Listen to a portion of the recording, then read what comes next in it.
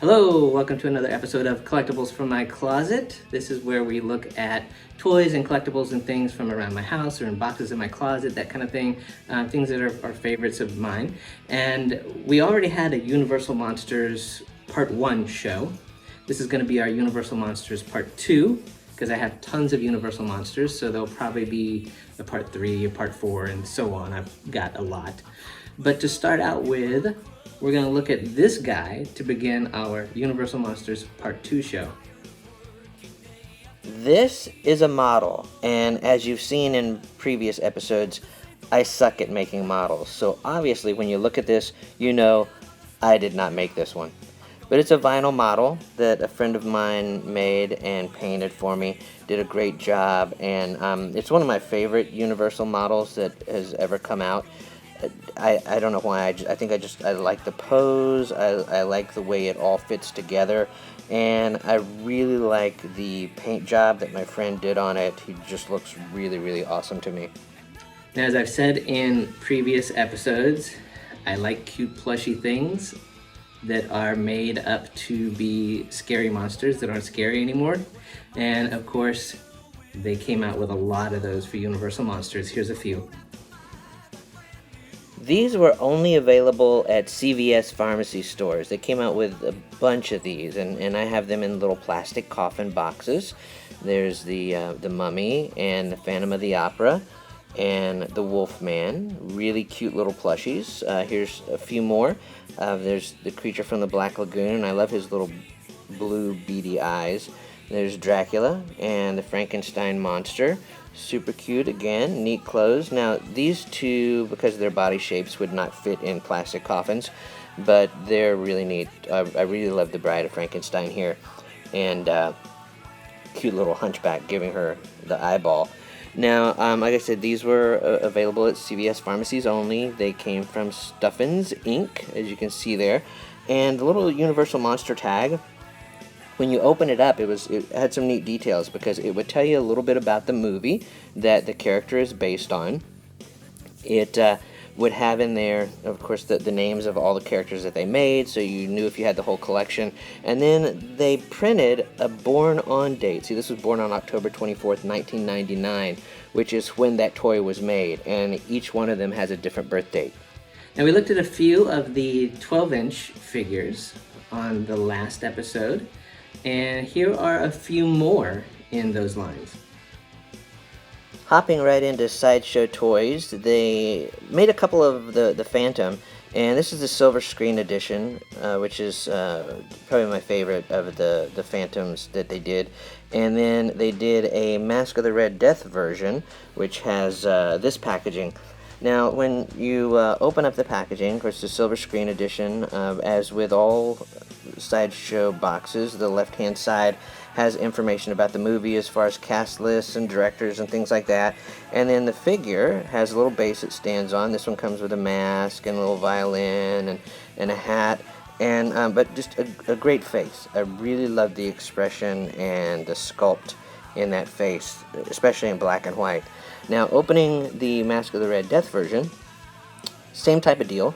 On the left-hand side, it's got the cast list and a little information about the credits of the film, and then the figure itself. This one, the costume is what makes it for me. That poofy costume, really neat. Same face, but it does have a mask and the staff so that you can stand him up as the Mask of the Red Death from the movie. So another couple good offerings from Sideshow. Now, the creature from the Black Lagoon is one of my all-time favorite Universal monsters, and Sideshow has done him right.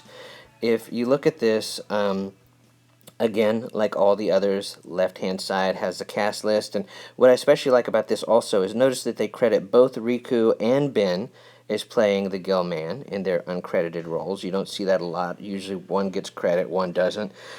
But look at the figure itself. It's just, look at all those little scales and, you know, all the little variations in the skin and stuff like that. I mean, the sculpt and the detail in that is amazing. And there's my reflection. But inside that reflection is a great face of the creature. And he comes with his own other little claw hand there as well. So really well done. Another one that Sideshow did super well is Lon Chaney from London After Midnight, which is that film that's kind of hard to find. But Sideshow's done another good silver screen edition with this character. The left-hand side again of the box has the credit information from Todd Browning's story and cast and all that. And this has a base, and I love the little lantern. The lantern that he carries, and I love that. It's a neat little accessory. And the face is fantastic, and that hair, look, it's real hair. It's not plastic hair like you find with a doll, but it's got hair on it. And this was their packaging of the colorized version, and notice the packaging is not as nice, but it's the same doll, just in color form. I think it's much more effective in black and white, but again, it's got the hair. The sculpt in the face is really creepy and scary. It's got the lantern, but the lantern, again, is not as cool as it is in black and white. And the packaging is not as nice, but they did come out with these in limited editions. You can see they made 5,000 of these. Now, hopping over to Hasbro's signature line, I showed a few of these in the last Universal show, but they also made a creature, and while it's not as good as Sideshow, can't really complain. There's a lot of detail in it. Again, you've got all the little individual scales and things like that, the variations in the skin. The face is not too bad. It looks like a Hasbro type face. What I find interesting is it has a rotating display stand, so you can spin him around. I also really liked their Invisible Man. This is the real Universal Invisible Man, not that Blumhouse Abomination movie or whatever that's out now. But I love the costume. The costume on this is great. It's got the gloves, the robe, the mask, the sunglasses. Really well done by Hasbro. Mezco always makes really cool stylized things like this. Yep, Mezco does it again with its Monster Mezits, where they make these little Lego type characters. There's Dracula and the Mummy in ways that only Mezco can make them. Also, Frankenstein monster and the werewolf, and he's wearing his fur coat there. But look at Frankenstein. He's giving Wolfman the eyeball there. I don't know. Maybe they're comparing fur coats or something. But Mezco has this great style, and I just love it. Okay, so let's look at Universal Monster vehicles. It's monster trucks. Get it? Get it? Monster trucks. See what they did there? Yeah, they're these muscle machines, and whoever came up with this idea was brilliant. They took monster trucks that are well known, and they turned them into Universal Monster vehicles. There's the Creature. Here's the Carolina Crusher, done up as Dracula. There's the Carolina Crusher again, done up as the Mummy. There are a few more that they did. There's Monster Patrol over here as the Bride of Frankenstein. Gotta love that. Even Bigfoot got in there on the action with the Wolfman. And then we've got one more over here. It's the Monster Patrol again, done as the Frankenstein monster. So monster trucks as monsters. And not to be outdone, Hot Wheels did theirs, and I love these. First off, I love the artwork on the packaging. I think it's great. But the cars are very cool too. You see here is the kind of little hearse vehicle that is for the Frankenstein monster, the double demon there. The Creature from the Black Lagoon gets this very stylish looking little car here, the Low Flow. I love that. There's the Mummy, which is the 1934 Chrysler, all done up like a mummy in the tomb there. And then the neat streeter there has Dracula on it. Now, Sideshow had a very popular big head line that they did a lot of different things with. Here's just a few of those. Big heads everywhere. These were really popular, and they did these in all kinds of different versions just to grab your money. They had the Creature that walks among us, as well as the regular Creature. A couple of versions of the Mummy, the couple of versions of the Phantom of the Opera with the Mask of the Red Death. Also, Bride of Frankenstein, Son of Frankenstein, the Frankenstein Monster, the Invisible Man, and Dracula. Now, to make you buy all of these all over again, they came out with glow-in-the-dark versions. And why? I think just to get your money. Why not? You need glow-in-the-dark versions of them. And you know, if that wasn't enough, how about let's do this? Let's make them gold for the Toy Fair in 2000. Yeah, these were the ones they came out with for Toy Fair in the year 2000, and they were gold. Exact same figures, but you gotta have them. Collectors have gotta buy the same toy all over again, because it's a different color. And then they did this. They came out with these like see-through glass-looking type versions. I only have one of these because I didn't like it, and I didn't want to buy any more of the same toy over and over and over. So I have one of those. But the holy grail to all these big heads was this massive box set that they came out with in the silver screen editions of them. And I'll just go through them here so you can see them. They're really cool. They've got Son of Frankenstein, the Mutant, the Phantom of the Opera as the Red Death, Hunchback of Notre Dame, Mole People. There's the Mummy there. There's Creature That Walks Among Us, Invisible Man, the regular Phantom of the Opera, regular Creature, Bride of Frankenstein, Frankenstein Monster, the Mummy, Wolfman, and Dracula. Right there. It's a great, great box set in the silver screen versions of them. So let's look at a couple of the kind of off-brand figures. We looked at Sideshow and Mezco and Hasbro, some of the bigger names. Here's a couple of the off-brands for Dracula. For an off-brand, this one is really not bad. I don't really care for the details in the clothing and stuff like that, but the face is not bad. I kind of like the face because it's different than a lot of the ones that you normally see. And another thing different about this is it comes with a wolf, and I don't think I've ever seen a Dracula come with a wolf. So there he's got Children of the Night, what music they make, or if you like Love at First Bite, Children of the Night, Shut Up. But kind of a neat little pairing there. And then Flat World came out with this version of Dracula, and it's got 24 points of articulation, so it's very posable. But it's kind of cheap. The clothing is kind of cheap. The face is kind of cheap. But the packaging is neat, and it's really more of, if you look at it closer, it's more of a celebration of Bela Lugosi, and it's a Bela Lugosi figure instead of a Dracula figure, because if you turn the packaging around, you'll see there's a lot of nice photos of Bela, and then over on the right-hand side of that, there's a lot of information about Bela and his career and his Broadway productions, and, all the way through his death. So it's really more of a celebration of Bela than Dracula. So I think that's really neat. Now this one is just a standard little carded Dracula. It says that it is, looky there, an exclusive premiere limited edition. I don't know about that. It's a little carded Dracula. And it's just pretty standard. Nothing special, but there you go, off-brand.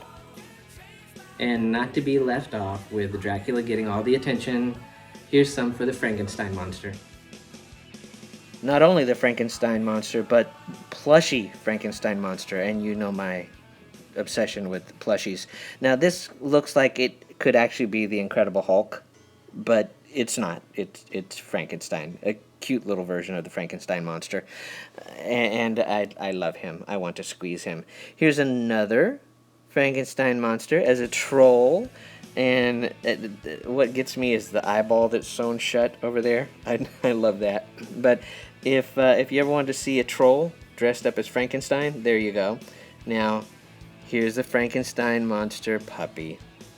This is for Universal fans, puppy fans, and plushie fans, so I had to have it. But yes, there, if you wanted to know what a dog looked like as the Frankenstein monster, there he is in all his glory. Back to more plushies. You thought we were done with plushies, but no, we're not. No, we're not. We are looking at the Universal Monsters Monster Screamers. Yes, they're little plushy heads of the classic monsters, and when you throw them against the wall or your best friend's head, they scream and make noises and stuff, which also irritates your friend and makes them even more fun to throw. Here's just something that's unusual. Maybe you've seen it, maybe you haven't. I think it's really cool. It's the way Mount Rushmore should have been, carved with the heads of 4 Universal monsters. This came out from Sideshow Toys. It's super heavy. It's just this really heavy rock. And when you spin it around, you'll see on the back it is officially labeled as Universal Studios Monsters. But you can use this on your desk as a paperweight, or even like to hold down your baby when you have to change its diaper, because it's really heavy. Now here's a set that a lot of people are looking for. This is a great box set of the Universal Monsters silver screen editions of some of their smaller action figures that they also came out with in color. But this is a really neat boxed version of them, and the glare on this is horrible, so it's going to be kind of hard to see them. But you got Frankenstein monster with his chains and things like that. Then we have the Mummy, who comes with his scrolls and his tablets. There's a little box that he keeps in the tomb with him, which is there with him. Neat little sculpture. Now this over here with the Wolfman, there's a wolf trap, which I think is a weird little accessory to come with the toy. But I do like the cane. The cane, just like from the movie. And there's the Wolfman. He's kind of dark and the glare doesn't help any. But this is a sought after box set, and it's well worth the money. It's very, very cool. And this next thing is, it's not actually Universal, but it is inspired by Universal. Now, my favorite comic growing up was Marvel's The Tomb of Dracula, and this is a super heavy statue. This thing's got to weigh like 100 pounds. It's super heavy, but the detailing on it is amazing. Yep, based on the Tomb of Dracula comic book and all the characters in that. Look at the detailing in that. The stones and the skulls. All the dust I added myself. That's my own personal touch, was the dust. There's the bat, and look at the face. The face it's just like the art from the comic book. This is a fabulous job. It was limited. I think I want to say they only came out with maybe 300 of them. I'd have to check the box in the attic and see. But it's super, super detailed. I love this. I leave it out all the time. That's why it's so dusty. It doesn't get dusted much. But there's the Tomb of Dracula based on Dracula. And that's it for part 2 of the Universal Monsters show. I want to thank you for watching. Thanks for watching past episodes and sending private comments and posting comments on the screen and that kind of thing. Appreciate all the feedback. We'll have probably Universal Monsters 3. But until next time, thanks for watching.